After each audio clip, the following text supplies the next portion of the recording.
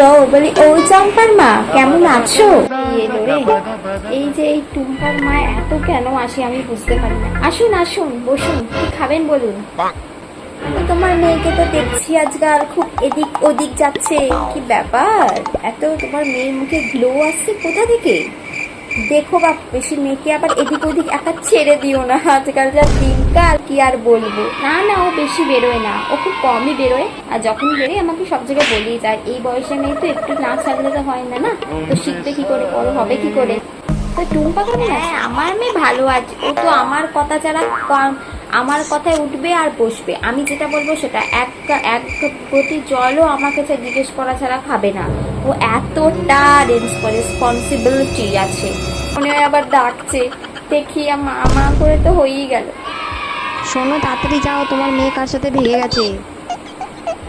লোকে নিন্দা করতে গেলে এই হয়।